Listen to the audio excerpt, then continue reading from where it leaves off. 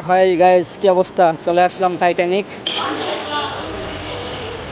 ওইটা হচ্ছে ঈদগাহ মাঠ। ঈদগাহ মাঠের ঠিক অপোজিটেই আসলে আপনারা দেখতে পাবেন।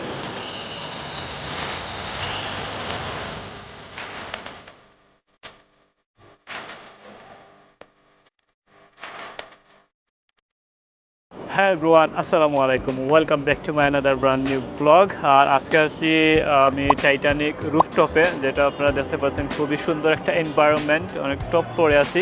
আর এইটা যে সাজানো হয়েছে সম্পূর্ণ টাইটানিকের যে একটা শেপ, সেই রকম অনেক সুন্দর একটা হুইল দেওয়া হয়েছে, ভালোই লাগছে আমার কাছে, অনেক সুন্দর।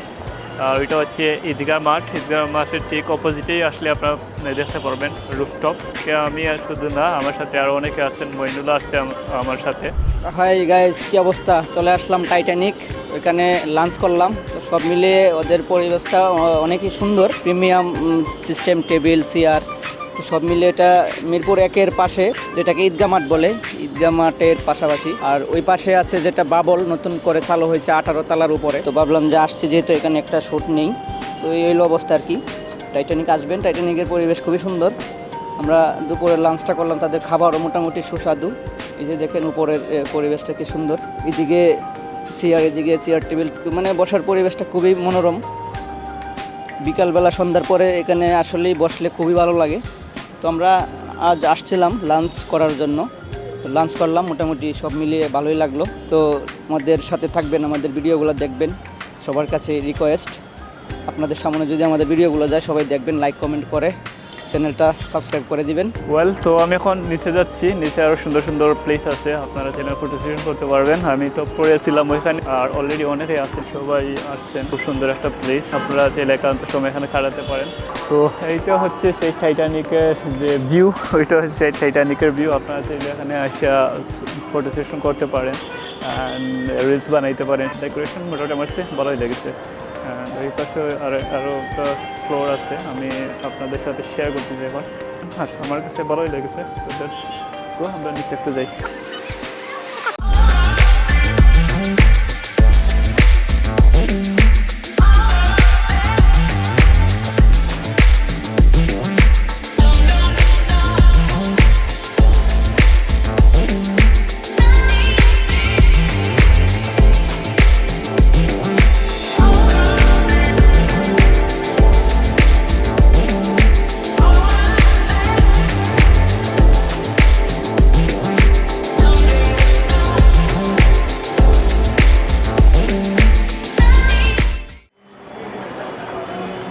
সো আমরা এখন ভিতরে যাচ্ছি, মূলত যারা আসছিলেন আমাদের সাথে আর কি।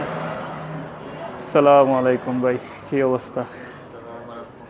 তো এই হলেন আমাদের আজকের অতিথি। জি, আসসালামু আলাইকুম রহমতুল্লাহ। সম্মানিত প্রিয় ভিউয়ার্স, আমার আইডি প্রায় 1 মাস ধরে ডিজেবল ছিল, শাহিন আহমেদ মুজাহিদি।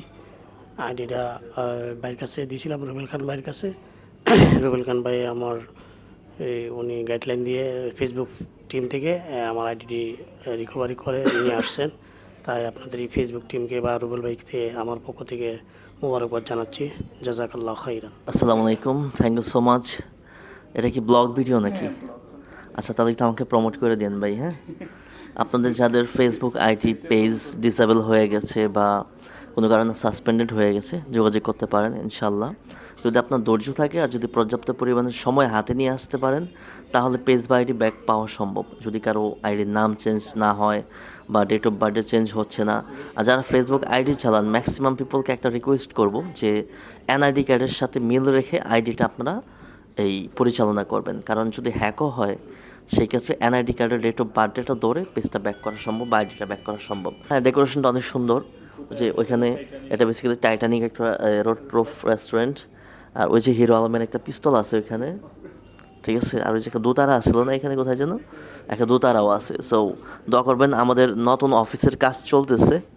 সো আশা করি অতি দ্রুত আমাদের নতুন অফিস উদ্বোধন করব এবং লাইসেন্সকৃত মিউজিক আমরা আপনাদেরকে প্রোভাইড করব। সবাই সাথে থাকবেন। আল্লাহ হাফেজ। তো আই হোপ আজকের ভিডিওটা আপনাদের উপকারে আসবে। আর যদি উপকারে এসে থাকে, অবশ্যই আমাদের চ্যানেলটা সাবস্ক্রাইব করে রাখবেন। দেখা হবে নেক্সট কোনো ব্লগে।